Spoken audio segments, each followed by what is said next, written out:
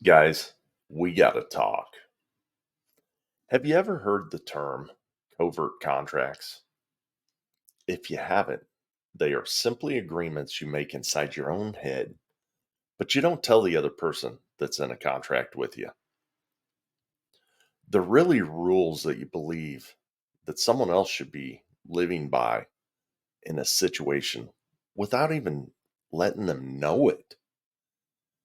It's what we expect from another person, sometimes under the guise of common sense, or they just shouldn't know, or we believe they should do a certain action because of what we did or what we believe they should do because it's what I would do in that situation.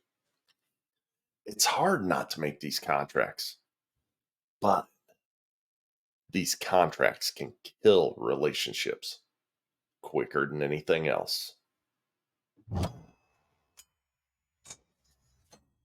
Leaders are not born in a womb. They are forged through heat, pressure, and a whole lot of sweat. The Fire Forge Leader podcast serves the audience through exploring leadership at work, in the community, and with the family, using a practical perspective and real-life experiences from the host, Steve Baumgartner, and his guests in the Forge.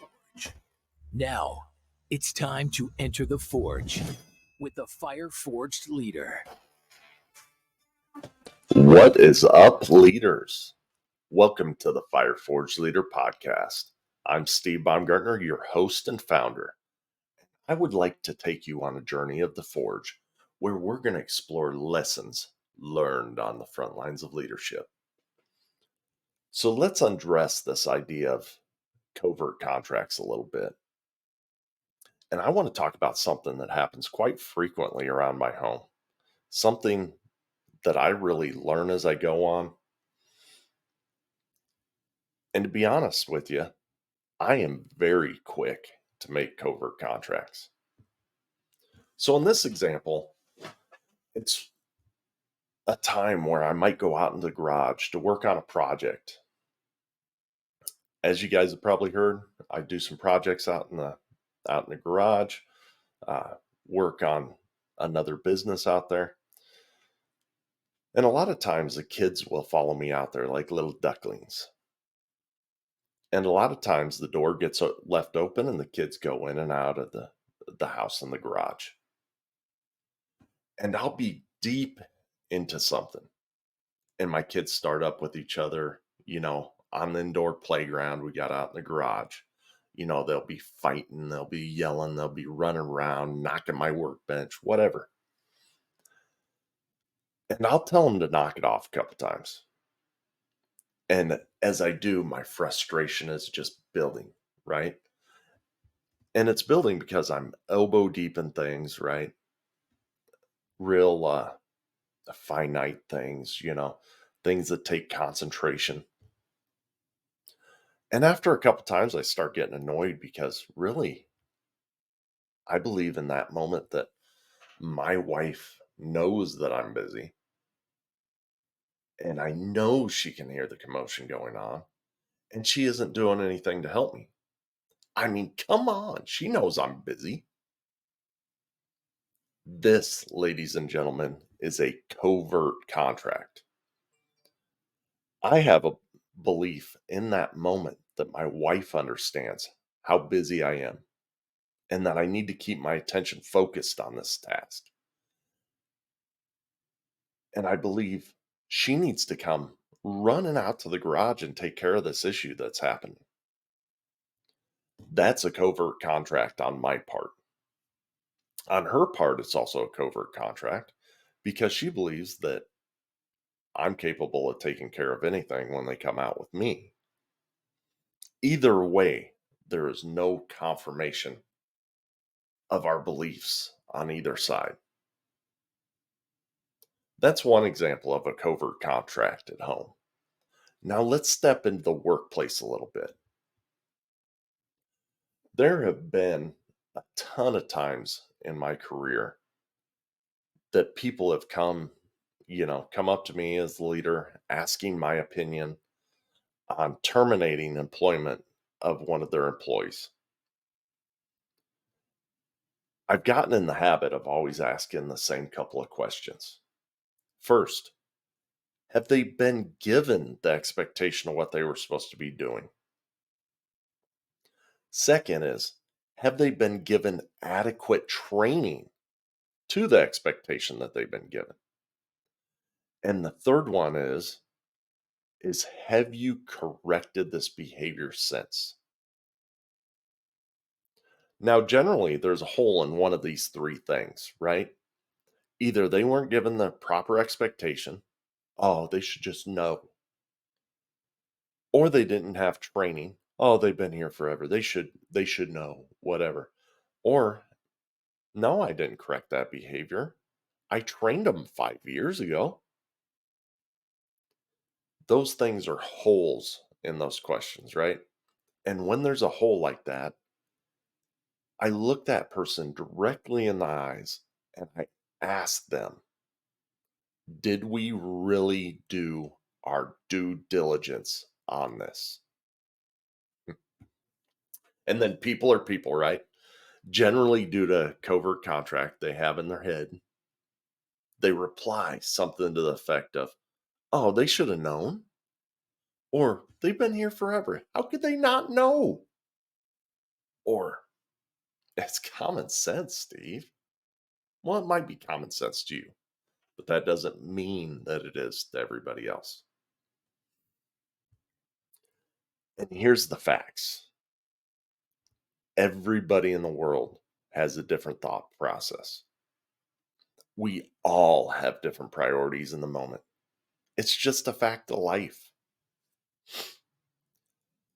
So when we keep covert contracts with people, whether it's at home, out in the community, or in the workplace, we are failing these people as leaders. So, how do we get this trend turned around? How do we eliminate these covert contracts? Well, first, we got to do the unthinkable. We need to understand our emotions. We need to understand when we believe that someone else should be doing something based off from our emotions on the situation. Next, we need to start understanding the feelings behind these emotions, so that we can put some space in between our feelings and our actions. We need to take a pause. Next, we need to ask ourselves simple questions to determine if we have this other person in a covert contract. And these questions should be simple. They should challenge you on whether you are being fair to the other person. So, for example, did I ask my wife to take care of the kids when they came out with me? Did I ask her to keep her ears open in case something was going on with the kids? Those kind of questions. They're easy yes or no questions, right? And if you're the last but not least, if you are holding someone to the rules of a covert contract, if you've already acted on this, right? If I, get grouchy with my wife and hold her this covert contract, first thing I need to do is revert and apologize. And once we've stepped back a little bit, we can then explain our position. Hey, honey, I'm sorry I got grouchy with you. I'm out here working on this project. I really need your help. I need your help to try and give me some space to get it finished. And that's how it works, right?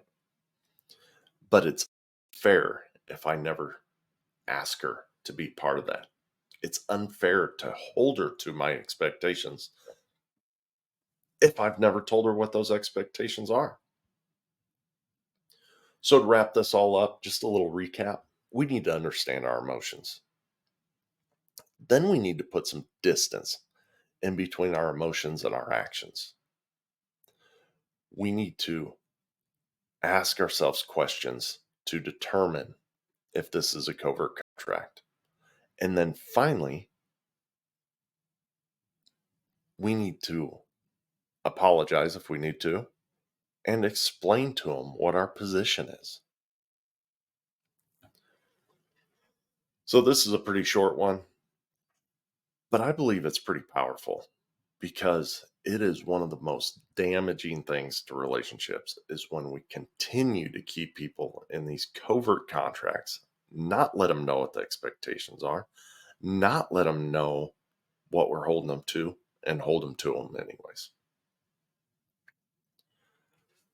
So leaders, you have come here to listen to this message, but listening is not enough.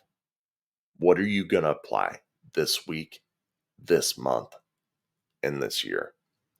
Remember, when you become a better leader, you become a better spouse, a better parent, a better coworker, and ultimately that person that other people want to follow. So I invite you to grow in your leadership skills and do it for your family, for your community, and the ones you lead at work. So once again, if you appreciate what you heard here today, I invite you to leave a rating and review.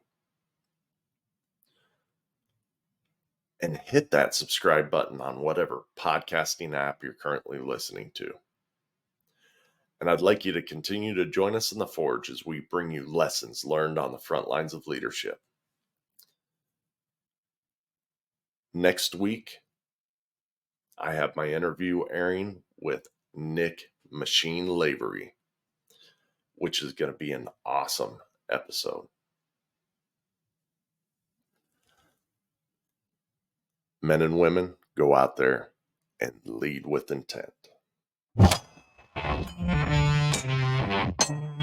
You have just experienced the heat and pressure of the Forge. Remember, words without action are meaningless. Now, after the heat of the Forge, shape your thoughts, quench your brain, then put your new tools to use, adding to your leadership. Tune in next week for more lessons from the Forge.